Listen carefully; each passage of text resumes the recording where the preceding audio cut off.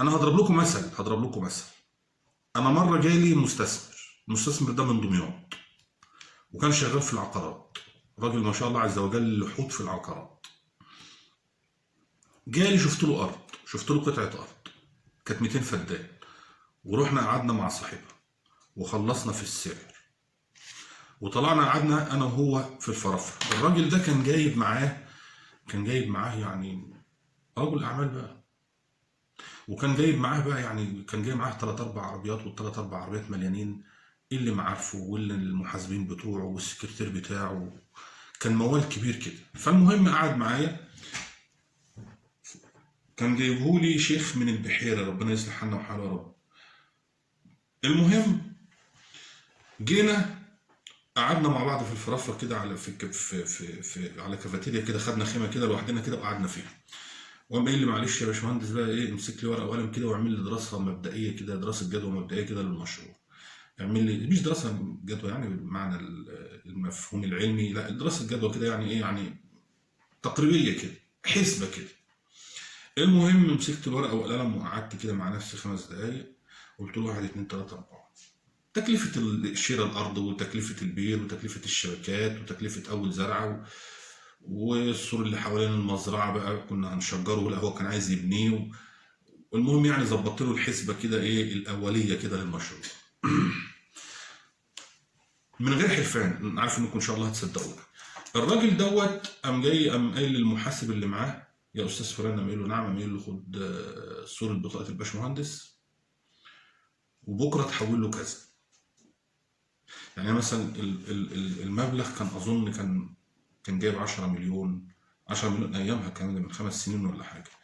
كانت التكلفه المبدئيه حوالي كانت 10 مليون حاجه زي كده.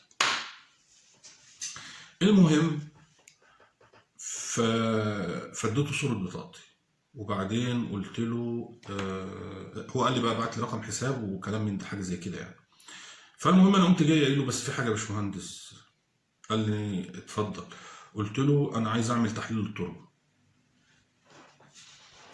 قال لي اشمعنى؟ قلت له والله من الاخر انا ما اضمنش الارض دي، انا ما اضمنهاش بنسبه 100%. والمشروع اللي حضرتك عايز تعمله مشروع كبير وملايين، وانا ما اشيلش مسؤوليه الملايين دي كلها كده هباء كده يعني فلازم نعمل تحليل تربه. ايامها تحليل التربه كان هيكلف حوالي 70,000 او 100,000 حاجه زي كده. بس حاجه بقى من الاخر، واخد بالك؟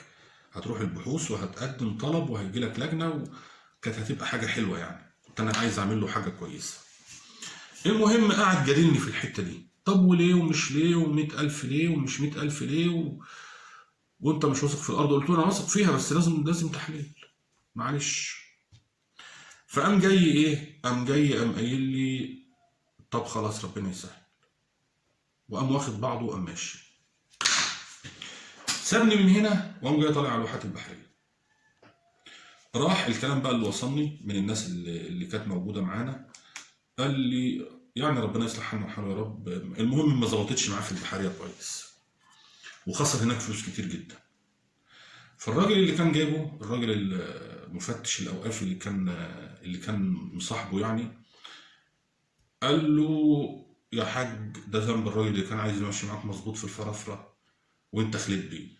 والراجل دوت لو كان راجل مش مظبوط كان ما صدق ان انت هتحول له فلوس بكره، وكان ماشي على هواك، وكان هودك في الغلط، وما كانش ليه دعوه بقى انت لبست ما لبستش، هو ملوش دعوه. فده ذنب الراجل اللي انت ما مشيتش، اللي كان عايز يمشي معاك صح وانت ما كملتش معاه. والموضوع باظ على كده بالنسبه ليا يعني. الموضوع طار، كان هيطلع فيه قرش كويس. هو انا دي طبيعتي، انا طبيعتي كده والله العظيم صدقا يعني. المساله ان الحرص على ان انت تدخل على عيالك قرش حلال، دي اول حاجه لازم تبص عليها في شغلك. انت متعلق في رقبتك ارواح، مش انت لوحدك.